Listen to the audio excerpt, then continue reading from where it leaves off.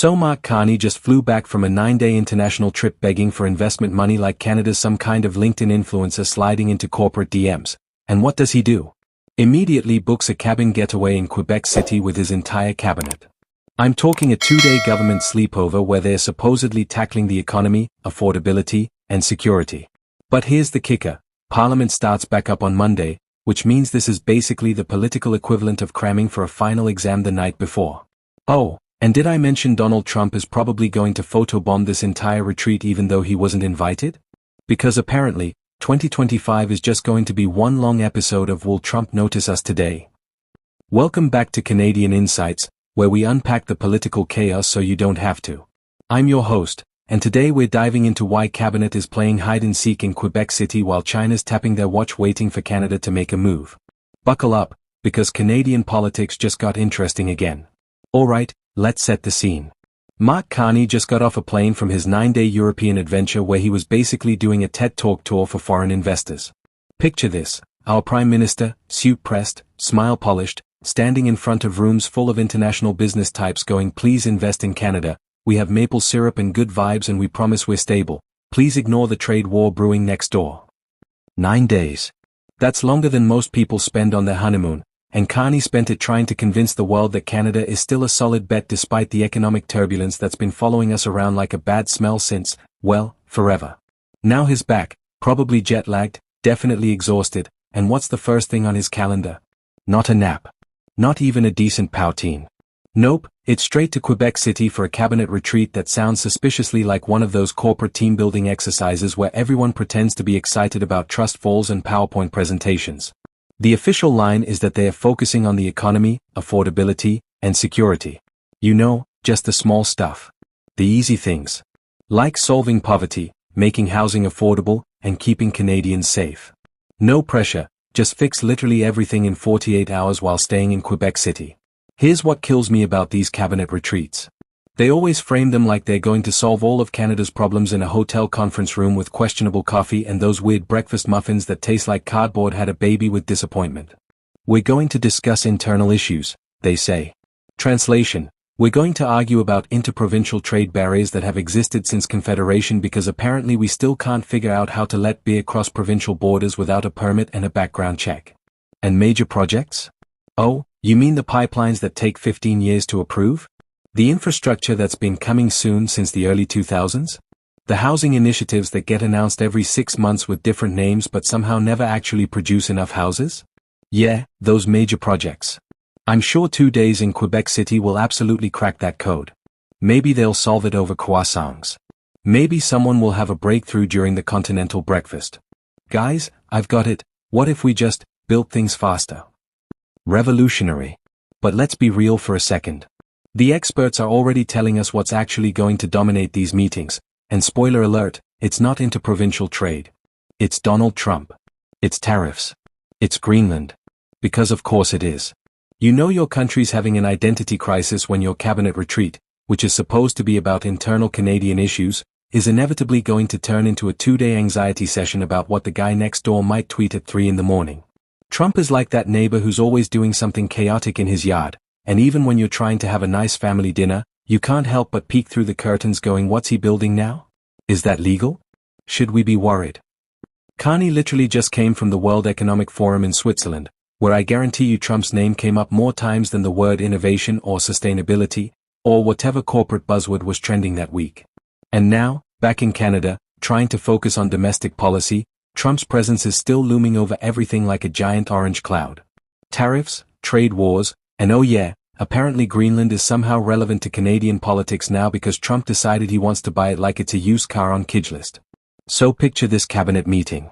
Everyone's sitting around a table, folders open, agendas printed, someone's made a nice PowerPoint about housing affordability, and then someone else goes, but what if Trump imposes a 25% tariff on Tuesday?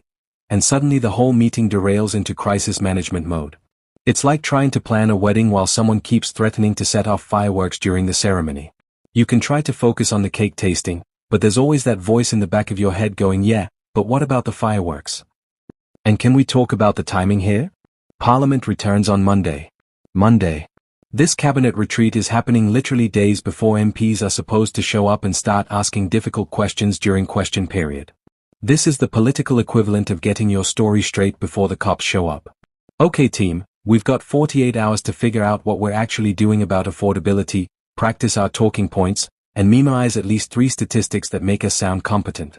Go. It's the government version of a cramming session, except instead of studying for a history exam, they're trying to figure out how to explain why groceries still cost a mortgage payment and why housing prices are still doing their best impression of a SpaceX rocket launch.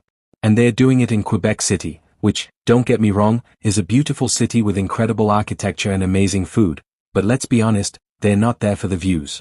They're there because sometimes you need to get out of Ottawa to actually get anything done, probably because Ottawa has too many distractions, like lobbyists and journalists and, accountability. Oh, but wait, it gets better. Because while Carney and the crew are locked in their Quebec City strategy session trying to figure out how to make Canada look like it has its act together, there's another player in this geopolitical drama, and they're getting impatient. China. And according to the news, China is looking for fast action from Canada. Not slow action. Not we'll get back to you in 6 to 8 business months action. Fast action. Now, I don't know if you've noticed, but fast and Canadian government are not words that typically hang out in the same sentence. We're a country that takes 3 years to fix a pothole and 5 years to approve a bike lane. Fast is not our default setting. We're more of a let's form a committee to study whether we need a committee kind of operation. But China?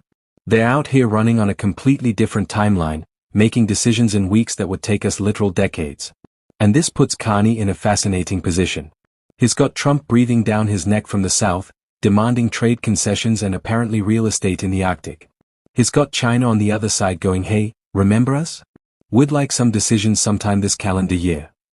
And he's got his own cabinet, sitting in Quebec City, probably trying to remember what they're even supposed to be deciding on. It's like being in the world's most stressful group project where everyone has different deadlines, nobody agrees on the approach, and that one guy, Trump, keeps changing the requirements every few days just to watch everyone panic. Here's the thing about China wanting fast action, what does that even mean in practical terms? Are they talking trade deals? Investment partnerships? Climate agreements?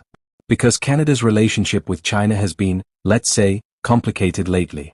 We've had the whole Huawei situation, the detained Canadians saga, the diplomatic freezes that were icier than a Winnipeg winter. And now suddenly there's pressure for fast action, which suggests that despite all the tension, there's still business that needs doing. But this is where it gets tricky for Carney's government. Because making nice with China while Trump is actively trying to start trade wars with everyone means Canada's basically trying to date 2 people who hate each other. It's diplomatic polyamory, and spoiler alert, it rarely ends well. You can't promise Trump you're committed to North American trade partnerships while simultaneously cozying up to China for investment deals. Well, you can try, but it requires the political equivalent of being in 2 places at once, which last time I checked, even our most talented politicians haven't mastered. So here's where we are. Carney's cabinet is holed up in Quebec City, theoretically talking about internal Canadian issues but inevitably discussing how to handle external pressures from 2 global superpowers who both want Canada to pick a side.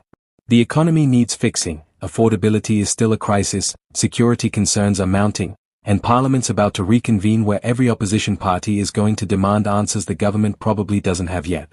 It's like watching someone try to juggle chainsaws while riding a unicycle on a tightrope, and half the audience is yelling contradictory instructions. Focus on Trump. No, deal with China. What about housing? Don't forget the tariffs. Meanwhile, Carney's just trying not to fall off the unicycle. And the wildest part? This is just a regular week in Canadian politics now.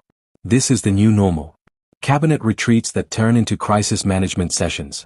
International relationships that require the diplomatic finesse of a bomb disposal expert. Domestic issues that keep getting pushed to the back burner because the geopolitical kitchen is literally on fire. Look, I don't have a crystal ball, but I'm willing to bet that when this cabinet retreat wraps up on Friday, the official statement is going to be something like we had productive discussions about Canada's economic future and we're committed to affordability and security for all Canadians. Which is politician speak for we talked about Trump for 6 hours, argued about China for 3 more, and then remembered we should probably mention housing before the press conference. Will they actually solve anything in 2 days? Probably not. Will they at least look coordinated when Parliament returns on Monday? Maybe, if they rehearse enough. Will Trump do something completely unpredictable that renders all their planning useless by Tuesday? I'd put money on it. But hey, that's Canadian politics in 2025. It's chaotic, it's complicated, and it's somehow both boring and absolutely wild at the same time. If you enjoyed this breakdown of governmental chaos, smash that like button, because apparently we're doing this dance every single week now and I need to know you're here for the ride. Subscribe to Canadian Insights for daily updates on whatever fresh political madness drops next, because trust me, there's always something.